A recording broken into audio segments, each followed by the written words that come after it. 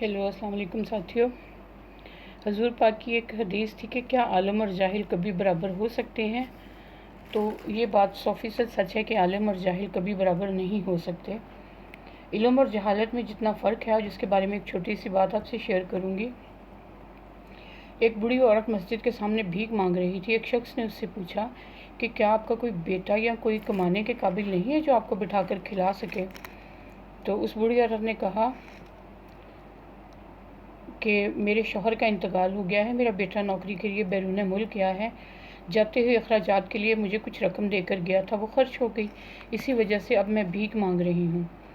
اس شخص نے پوچھا کہ آپ کا بیٹا آپ کو کچھ نہیں بھیجتا؟ تو اس عورت نے کہا کہ میرا بیٹا ہر ماہ رنگا رنگ کاغذ بھیجتا ہے جسے گھر میں دیوار پر چپکا کر رکھتی ہوں۔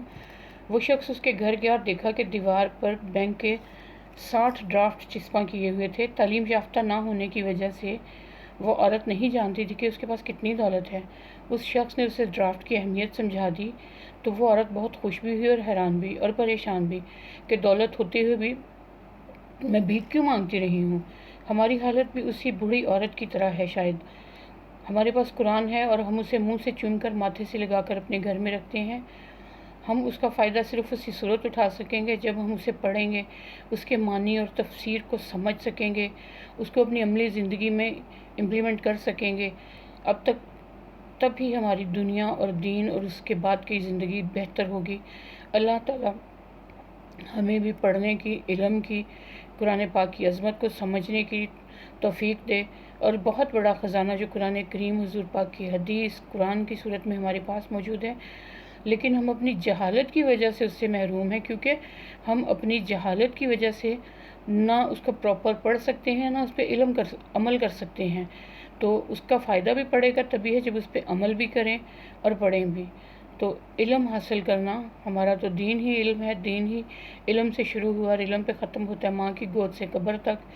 تو علم ہی علم ہے۔ پہلی آیت ہی علم کے بارے میں اتری، اقرا باسم ربک الذی، تو سب سے پہلے علم ہی کا کہا گیا پڑھ۔ تو آئیں ہم سب بھی کوشش کریں کہ اپنے آپ کو علم کے قریب لے آئیں، باقی فضولیات میں پڑے بنا۔ علم سب سے بڑی دولت ہے، علم آپ کا ساتھی ہے۔ آپ اکیلے ہوں، آپ پڑھ رہے ہوں، آپ کو کبھی فیل نہیں ہوگا آپ اکیلے ہیں، آپ پریشان ہیں، آپ دکھی ہیں۔ اور پھر ہر اچھی بات، ہر اچھی چیز علم سے ہی ملتی ہے۔ جاہل کو اپنے ہی سائن بھی اس سے کوئی کروا کے اس کی ساری پراپرٹی بھی اپنے نام کر لے تو جاہل کو نہیں پتہ چلے گا کہ میرے ساتھ کیا ہو چکا ہے۔